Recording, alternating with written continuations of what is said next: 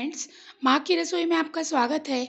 नमस्कार, मैं आपको आज संतरे के औषधि गुणों के बारे में बता रही हूँ। संतरे खाने से हमें क्या फ़ायदे हैं और क्या नुकसान, किन्हें लेना चाहिए, कितनी मात्रा में लेना चाहिए और क्या समय है उचित, ये बता रहे हैं।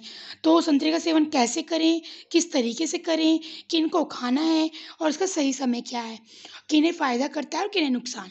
तो संतरे में विटामिन सी भरपूर मात्रा में पाया जाता है। इसके अलावा इसमें iron, potassium, fructose, carbohydrates, riboflavin, dextrose कर और फाइबर प्रचुर मात्रा में पाया जाता है। तो इसीलिए इसे हमें सेवन करना चाहिए। तो इसका सेवन कैसे करें? इसका सेवन हम सुबह नाश्ते के साथ जूस बनाकर भी कर सकते हैं। 1 गिलास जूस बना लिया और इसका सेवन कर सकते हैं हम। तो इस तरह से हमें लिक्विड के रूप में मिलेगा, तो डाइजेस्ट भी अच्छा होगा। इसके बाद हम गर्भवती महिलाओं को दे सकते हैं। इससे उनके शिशु पे असर पड़ेगा और शिशु उनका खूबसूरत और हेल्दी होगा। ये हम दूध पिलाने वाली माताओं को भी दे सकते हैं, उनको भी फ़ायदा करेगा। ये हम सर्दी जुकाम में लोग कहते हैं कि अरे संतरे खट्टा होता है या इसकी तासीर ठंडी होती है, उन्हें ना दो, लेकिन ज़रूर दें। सर्दी जुकाम में हमें इसका सेवन ज़रूर करना चाहिए, क्योंकि ये नुकसान नहीं करता है, ये फ़ायदा ही करता है। और इसका सही समय सुबह का होता है और आप बीच में दोपहर में भी इसे खा सकते हैं। 2 या 3 की मात्रा में खा सकते हैं, इससे ज़्यादा आपको सेवन नहीं करना चाहिए। तो ये हमें सर्दी में सेवन इसका ऐसे करना चाहिए कि इसे हम नमक, काली मिर्च मिलाकर अ, उपयोग कर सकते हैं। ये मलेरिया में जब बुखार आ जाता है, तो उसमें भी हमें काली मिर्च और काला नमक मिलाकर उसके जूस में या ऐसे कलियों में मिला के खा सकते हैं। तो उसे हमें रेशे के सहित ही खाना चाहिए। उसके रेशे निकाल के खाने से उसका 30% जो फाइबर होता है, वो बाहर कचरे में फेंक जाता है, तो वो हमें उतना पोषक तत्व नहीं मिलते हैं। तो इसीलिए हमें उसके रेशे सहित खाना चाहिए, क्योंकि कई लोग क्या होता है रेशे निकाल के खाते हैं, तो हमें उतने भरपूर उसमें जो पौष्टिक तत्व होते हैं वो हम वेस्ट कर देते हैं, नहीं मिल पाते हैं। और हमें जो जिम जाते हैं, कसरत करते हैं, उन लोगों को भी इसका सेवन करना चाहिए।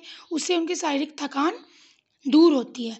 तो ये हमें हमारे चेहरे को खूबसूरती को निखारने में, हमारे चेहरे में जो रिंकल्स पड़ जाते हैं, डार्क सर्कल आँखों में हो जाती हैं, उनमें भी हमें ये फ़ायदा करता है। तो हमें इस कैंसर से बचाव करता है, ब्रेस्ट कैंसर, लीवर और अ, किसी भी तरह के दिल से जुड़े जो रोगी हैं, उनको भी ये फ़ायदा करता है। कब्ज़ की समस्या हो, इम्यून सिस्टम को ये मजबूत बनाता है, तो ये संतरे का सेवन हमें करना चाहिए। इसका सेवन कब ना करें? जब हमें पाचन क्रिया या लूज़ मोशन लगे हुए हैं और पाचन क्रिया में हमें पेट में ऐंठन हो रही है, तो उस समय नहीं देना चाहिए। बच्चों को भी दस्त की जब समस्या होती है, तो उन्हें नहीं देना चाहिए, क्योंकि उससे उन्हें बेहोशी या पेट दर्द की वो तकलीफ़ हो सकती है। इसमें अधिक फाइबर होने से बच्चों में पेट की ऐंठन की समस्या हो सकती है। या और जैसे कोई बीटा ब्लॉकर्स की दवाई जो ले रहे हैं आप, तो उन्हें भी इससे बचना चाहिए। तो ये है, लें तो कम मात्रा में। और सबसे ज़्यादा हमें शुगर के रोगियों का ध्यान रखना है, मधुमेह के रोगियों को इसका सेवन नहीं करना चाहिए। और अगर खाएँ तो 1 या 2 कली, इससे ज़्यादा नहीं।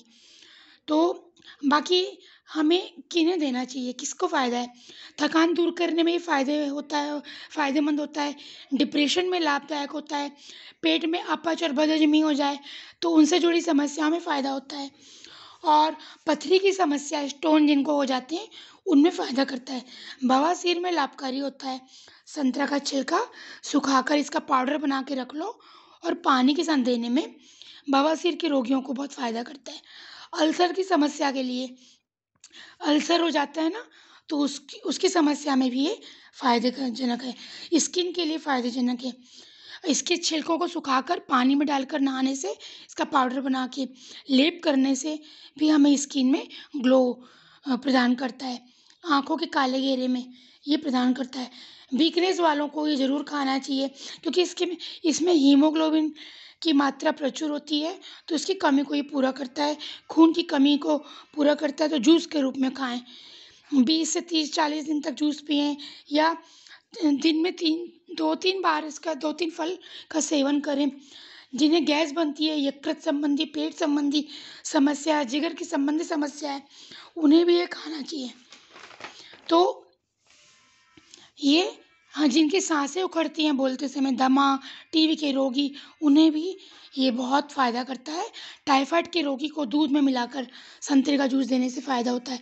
गुर्दे के रोगी को संतरे का जूस पीना चाहिए, तो बहुत फ़ायदा करता है। बाकी अब आप मोटापा कम करने में भी ये मददगार होता है। वैसे तो आजकल मार्केट में डुप्लीकेट और ओरिजिनल 2 तरह के संतरे आते हैं। एक ग्रीन संतरा होता है और एक ही ऐसे पूरा ऑरेंज होता है।